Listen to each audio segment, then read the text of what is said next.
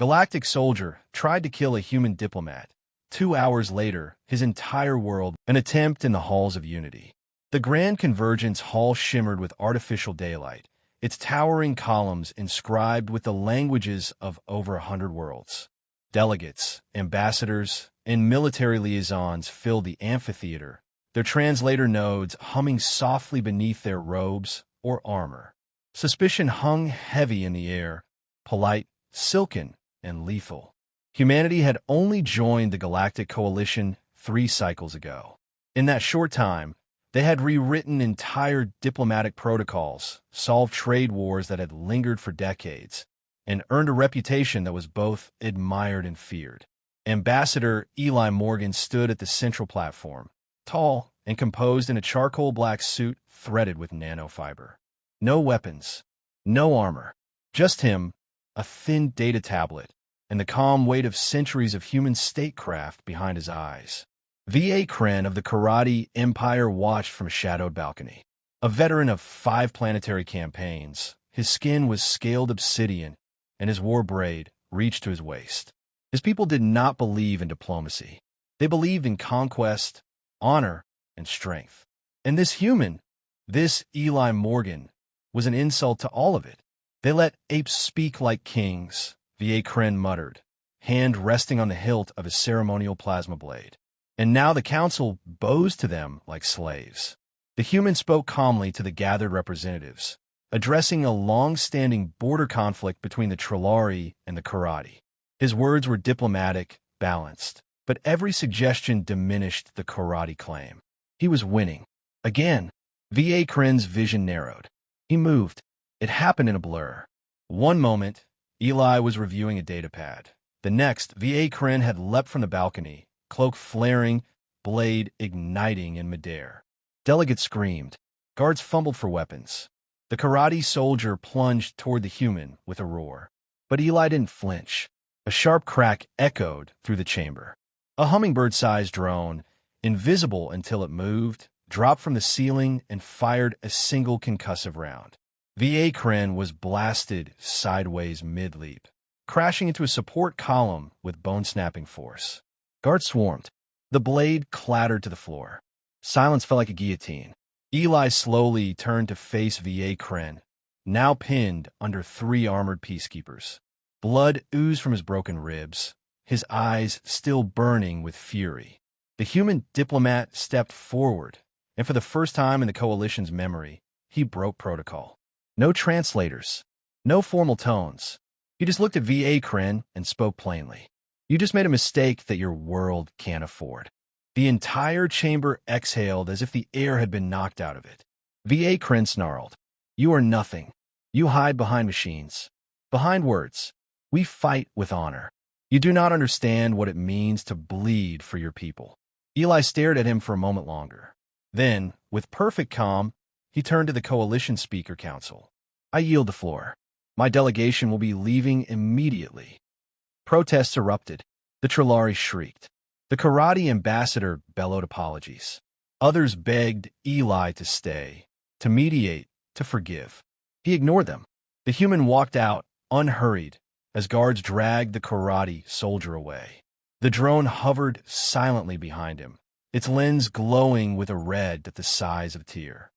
30 minutes later, aboard the stealth vessel Artemis, Eli Morgan stood alone in the command bay. The ship's AI, Juno, awaited instruction. Confirm, she said in a smooth tone. Ambassador, do you request extraction to Sol? Eli placed his hands behind his back. No. Initiate protocol blackout. Target, Korrathi Prime. A pause. The AI processed for 0.3 seconds. Confirmed. Countdown initiated. 2 hours to deployment. Eli said nothing more. He stared out the viewport as stars stretched around the cloaked ship. Somewhere out there, a planet had signed its own death warrant with one blade, one decision, one mistake. And humanity never made threats. They made examples. 1 hour to midnight. The Korrathi homeworld, Korrathi Prime, rotated peacefully beneath twin moons. Sprawling citadels of obsidian and gold rose from deserts and ridges carved by ancient war. Cities thrived under a warrior code older than many civilizations in the coalition. The people were proud, fierce, unbending, and completely unaware of what was coming.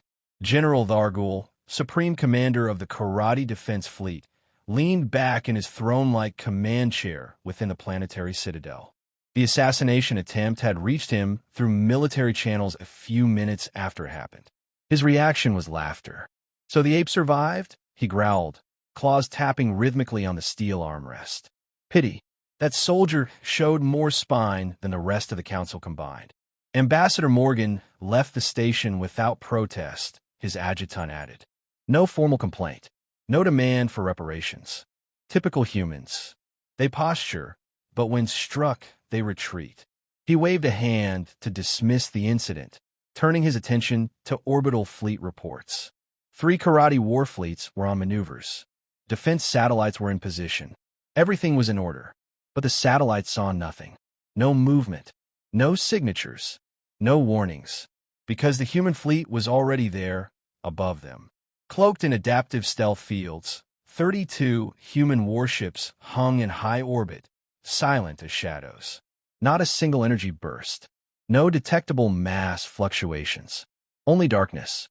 Inside the flagship Artemis, Ambassador Eli Morgan stood on the command deck. Around him, the tactical displays lit up with red icons. Critical military targets, orbital platforms, AI centers, communication arrays. The operation would last 20 minutes. After that, nothing on Korrathi Prime capable of making war would remain. "Time to deployment?" Eli asked. Juno, the ship's AI, responded without emotion. 53 minutes. A whisper. Eli nodded once and walked to the observation deck. He didn't need to see the planet. He already knew what would happen. Humanity's protocol blackout wasn't just a counterattack. It was a warning. One no species would ignore again. Down on Korrathi Prime, Ambassador Ralzek of the Coalition's political office paced nervously through the stone halls of the Korrathi High Tower. He had tried, in vain, to urge the Imperial Court to issue a formal apology. But they scoffed.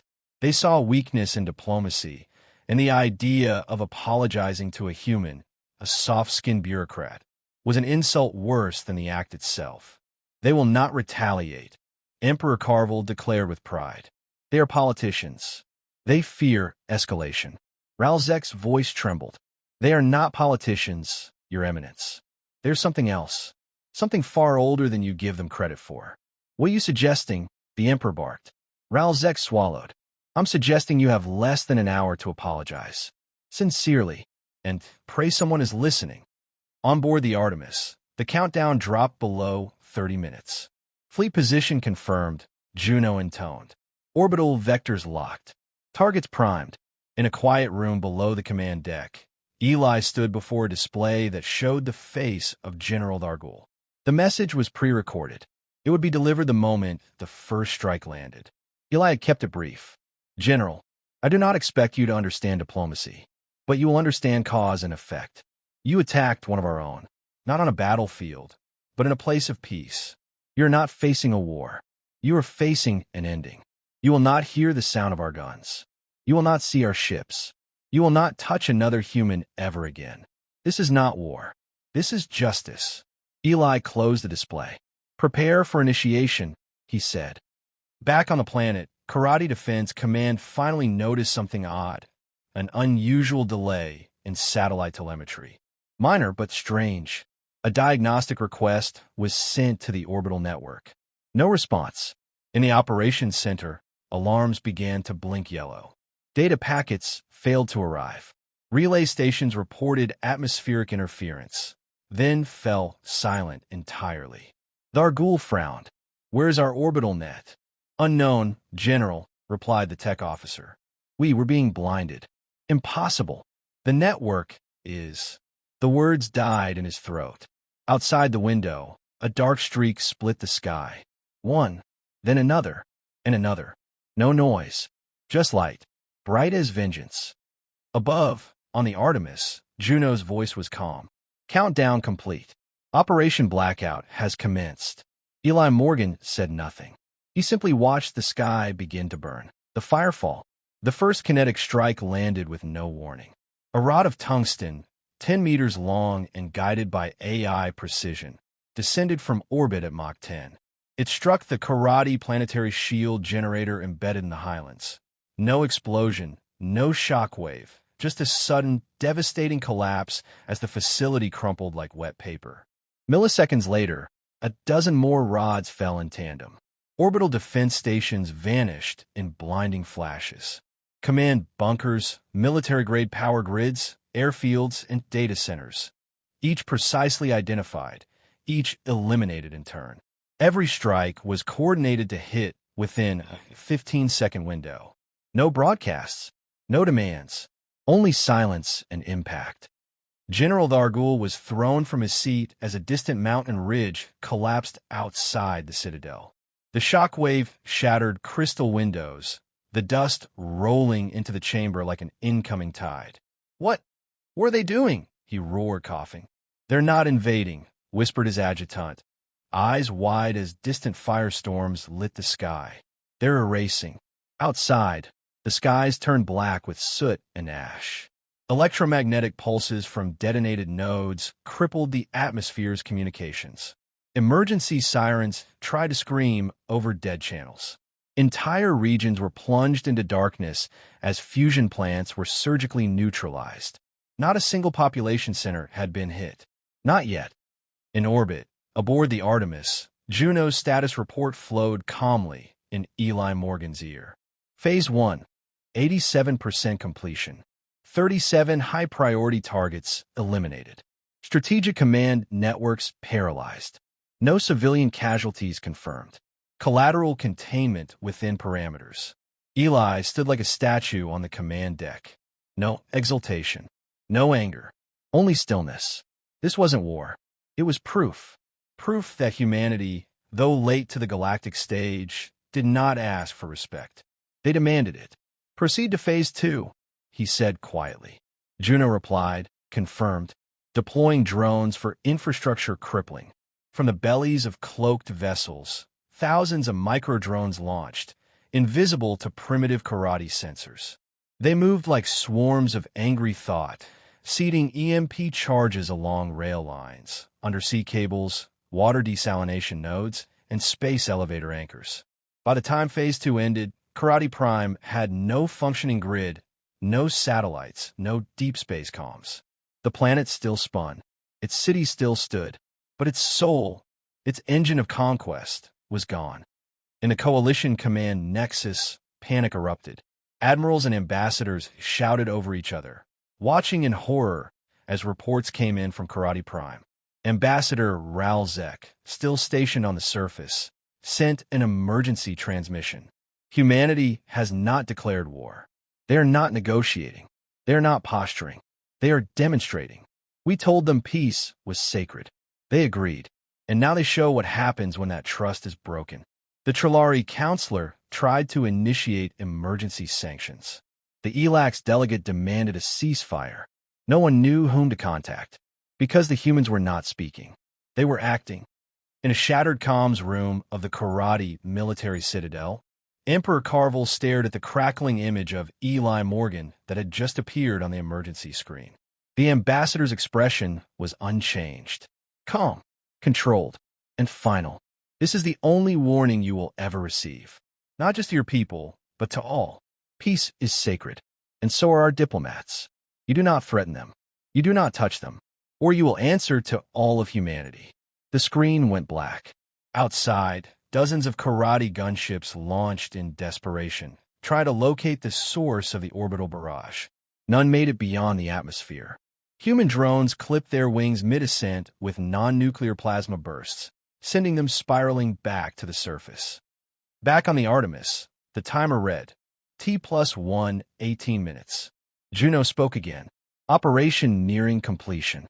Awaiting directive for final phase. Eli did not speak at first. He looked down at the silent planet, its cities now glowing only from uncontrolled fires and failing power grids. It would survive. Technically, but not as it was. Not as a threat. Not ever again. No civilian centers, he said. We've proven the point. End Operation Blackout. Juno replied, affirmative, standing down weapons systems, preparing fleet for withdrawal. And just like that, the firestorm ended. 2 hours had passed since a Korrathi soldier drew a blade against a human diplomat. Now, the once mighty world of warriors lay broken, not conquered, not bombed into oblivion, but surgically dismantled. Their pride? Crushed. Their legacy? Undone. Their future? Gone. No flags had been planted.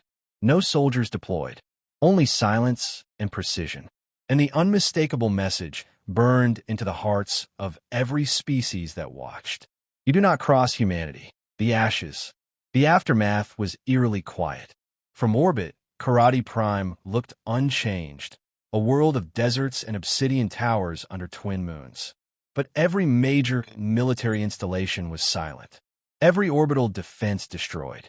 Power grids, war factories, and communication systems disabled beyond repair. Cities that once rang with the clang of steel and the thunder of martial drills now buzzed only with confusion and fear. General Thargul limped through the war-torn corridors of Defense Command, aided by 2 soldiers. Dust choked the air. Emergency lights flickered dimly, casting jagged shadows over control panels that no longer responded. "Where is the fleet?" he demanded, coughing. "Where are our satellites?" "There's no fleet, sir," came the hollow reply. They were blinded before they could respond. "The satellites are," the soldier hesitated, "gone." Thargul gripped the nearest wall, knuckles pale under dark scales. He was a relic now, a warrior with no weapons left to wield. His empire, forged in blood and fire, had been unmade without a single human soldier setting foot on their soil. "How do we not see this coming?" he rasped. No one answered. In the mountain sanctum of the imperial court, Emperor Carvel stood alone before the shattered throne room, overlooking a dead city grid. The lights below flickered and died one by one, like stars being snuffed out. No ships flew. No orders moved through the network. Their once mighty world had been disconnected from the galaxy. Isolation by design.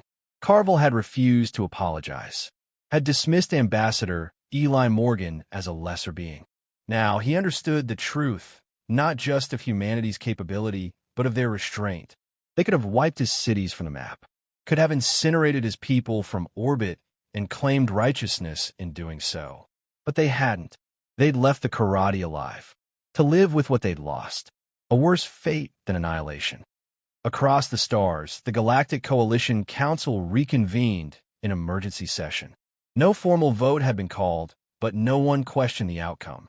Humanity had acted without the Coalition's sanction, but with terrifying precision and complete moral authority. The incident was classified as a diplomatic breach event, but the subtext was clear. Never touch a human diplomat again. Ambassadors from every major species, including those who once scoffed at humanity's ascension, began pushing for treaties, pacts, and cultural exchanges with Earth. Not out of fear, though it lingered, but out of respect. Humanity, in less than a century, had gone from relative unknowns to the standard by which power was measured. Not through domination, through deterrence. Aboard the Artemis, now safely back in Terran orbit, Eli Morgan watched the sun rise over the Pacific from the viewing deck. He'd been debriefed, praised, and offered every honor the United Terran Republic could bestow. But none of it mattered. He hadn't done this for glory. He had done it because peace, true peace, could only survive if it was respected. His neural implant pinged with a message. Not military, not diplomatic, just a single line, tag from the Coalition AINet. Ambassador Morgan, the Korrathi have formally withdrawn all territorial claims. An official apology is in transmission. No conditions. Eli said nothing at first. Then, finally, file it, and sent a reply. Juno, the AI, asked, "What message would you like to send?" He thought for a moment, then answered, "Acknowledged. May this be the last time words are traded for weapons." Far below, on Korrathi Prime, a statue was quietly dismantled. It had stood for centuries, depicting a conqueror atop a pile of broken swords.